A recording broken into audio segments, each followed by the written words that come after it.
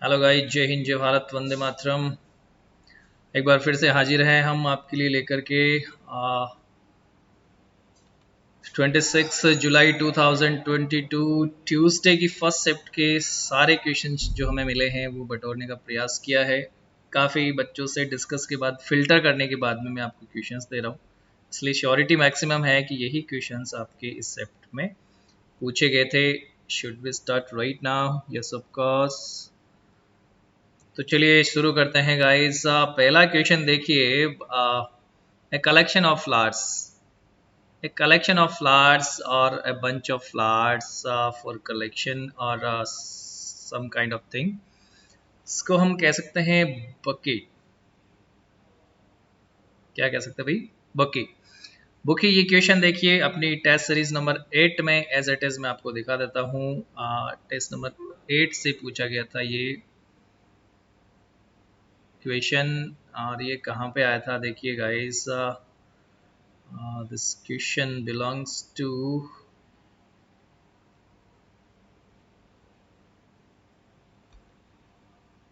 Test series 8 में। देखिए अपना इस एज इट इज क्वेश्चन आ गया था। तो आज पेपर्स की स्टडी करते रहिए। पेपर्स की स्टडी में आपके एज इट इज क्वेश्चंस पूछे जा रहे हैं। ये देखिए, ये अपना टेस्ट सीरीज नंबर 1708 है। 08 वाले टेस्ट सीरीज का क्वेश्चन नंबर 4 देखिए।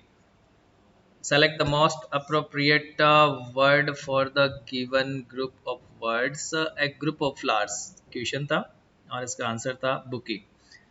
इसी तरह से आप यदि पूरे इत्मीनान के साथ प्रिपरेशन करते हैं तो बहुत ही इजी है कि आपका इंग्लिश कहीं नहीं जाना, बहुत अच्छे से आपके मार्क्स उसमें आ जाने हैं।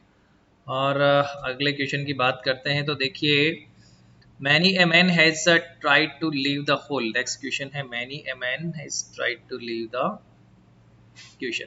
मैनी ए मैन को आपको क्या करना था भाई? मैनी ए मैन को आपको जो है इसमें करेक्शन पूछा गया था कि अंडरलाइन वर्ड में करेक्शन है, तो यदि आप बताएं कि कौन सा जो ऑप्शन है सुटेबली इसको रिप्लेस कर सकता है।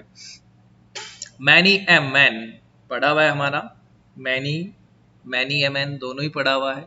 मैनी ए मैन के साथ में सिंगुलर का नाउन आएगा और सिंगुलर का ही वर्ब आएगा। सिंगुलर का नाउन और सिंगुलर का ही वर्ब आएगा। बिल्कुल सही है, यहाँ पे कोई करेक्शन की गुंजाइश नहीं है, तो इसमें करेक्शन होना संभव नहीं है, तो कोई भी इसे रिप्लेस नहीं करेगा। No correction. अगला क्वेश्चन देखिए, इट विल रेन टुडे। ये पूछा गया भाई टेक क्वेश्चंस। टेक क्वेश्चंस के क्वेश्चन नेवी में ज़्यादा पूछे जाते हैं या अक्सर पूछा जाता है। एयरफोर्स में बहुत कम टेक क्वेश्चन के क्वेश्चंस देखने को मिलते हैं। तो गाइज आप टेक क्वेश्चन की भी एक बार स्टडी करके जाएं। It will rain today, it will rain today, तो विल प्लस वर्ब की फर्स्ट फॉर्म, सॉरी वर्ब से हमें कोई लेना देना नहीं है, विल आर सब्जेक्ट। इसके लिए क्या टेक क्वेश्चन बनना है भाई? सबको पता है, वांट बनेगा। यदि आपका सेंटेंस जो है वो अफर्मेटिव है तो नेगेटिव टैग बनता है, और सेंटेंस नेगेटिव है तो अफर्मेटिव टैग बनता है। ये सारी चीज़ें आपने पढ़ी हुई है। एंटोनिम पूछा था भाई एंशिएंट का। एंशिएंट का मतलब होता है पुराना, प्राचीन। और इसका एंटोनिम हो जाएगा मॉडर्न, कंटेम्प्ररी, जो सबसे सूटेबल है। रिसेंट भी कह सकते हैं आप। अगला क्वेश्चन देखिए, he by now if he had, अरे देखिए पर्सन थोड़ा सा जटिल है। ही बाई नाउ आपका रिकग्निशन है, पहला रिकग्निशन इसका बाई नाउ है। दूसरा इफ कंडीशनल सेंटेंस है, और कंडीशनल सेंटेंस के साथ में हैड प्लस वर्ब की थर्ड फॉर्म है। तो if plus had plus verb की थर्ड फॉर्म है तो जेन्युइन सी बात है कि यहाँ पे आपका could, might, should, would plus have plus verb की थर्ड फॉर्म आना होता है भाई। मगर थोड़ा सा क्वेश्चन में ट्विस्ट ये है कि बाय नाउ का मतलब अभी तक उसे पहुंच जाना चाहिए।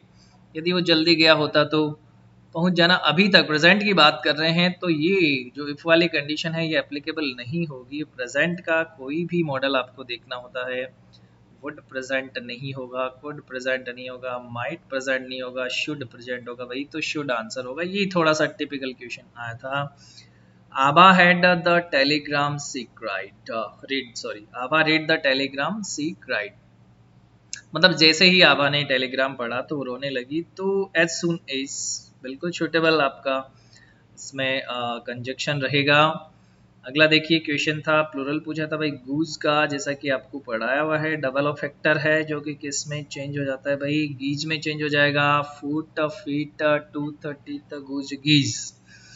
क्वेश्चन नंबर 8 देखिए, अफ्रंट का सिनोनिम पूछा था गाइस, बहुत बार नोट किया गया है कि ए अल्फ़ाबेट पे बहुत सारे सिनोनिम एंटोनिम पूछे जा रहे हैं, तो आप ए के सारे एंटोनिम सिनोनिम्स याद करके जाएं, सीट को अच्छे से देख के जाएं।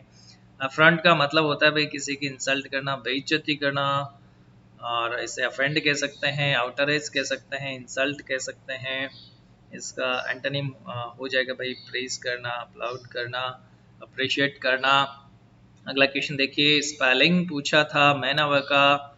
मैनवर का जो स्पेलिंग है वो थोड़ा सा डिफिकल्ट लग रहा है कि इस तरह का यदि लेवल पूछा जाए तो ये थोड़ा सा बाकी पेपर से हट के लेवल आ रहा है। इन दिनों में बात करें हम वोकेब की, ओनली वोकेब में, बाकी ग्रामर ठीक आ रही है, मॉडरेट आ रही है। तो इसका स्पेलिंग जिसका मीनिंग होता है एक्शन या मूवमेंट या प्लॉट या ट्रिक का, पैतरेबाजी जिसे कह सकते हैं, वो मैनवर का मीनिंग होता है। इसका स्पेलिंग पूछा था, सिनोनिम नहीं पूछा था, मीनिंग नहीं पूछा था। एब्स्ट्रैक्ट नाउन पूछा था भाई लाइव का, तो लाइव का लाइफ जो है वो एब्स्ट्रैक्ट नाउन हो जाएगा। पीक्यूआरएस का क्वेश्चन आया था, ठीक से नहीं बता पाए स्टूडेंट्स की कौन सा क्वेश्चन आया था। सिनोनिम पूछा था इनोवेटेबल का।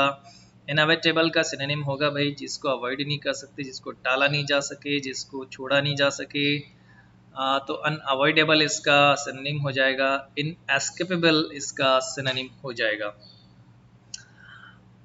वन वर्ड आया था भाई, a person who has a very long experience of a particular job, जिस व्यक्ति को एक कोई पर्टिकुलर जॉब करने का बहुत लंबा एक्सपीरियंस हो उसे वेटरन कहते हैं। बहुत ही इंपॉर्टेंट टर्म है वेटरन। इसी तरह से एयरफोर्स नेवी आर्मी में जिसने सर्विस की हो बहुत लंबे समय तक उसको भी हम वेटरन कहते हैं। नाउन ऑफ प्रिपेयर, प्रिपेयर भाई प्रिपेयर करना वर्ब है और इसका नाउन पूछा था प्रिपरेशन, तैयारी, राइट। सो थिंक तैयारी, ये आपका एब्स्ट्रैक्ट नाउन है। और इस तरह से क्वेश्चंस आपको गाइस पूछे गए हैं। टोटल क्वेश्चंस का कलेक्शन मेरे पास इतना ही हो पाया है, और जो बचे हुए क्वेश्चंस हैं हम आपको शाम वाली शिफ्ट में दोनों सेकंड और थर्ड शिफ्ट के लिए फिर से लाइव आऊँगा। तब तक के लिए आप बने रहिए, देखते रहिए और प्रिपरेशन करते रहिए फॉर कमिंग एग्जाम्स के लिए। आपको wish you all the best. जय हिंद, जय भारत, वंदे मातरम गाइस।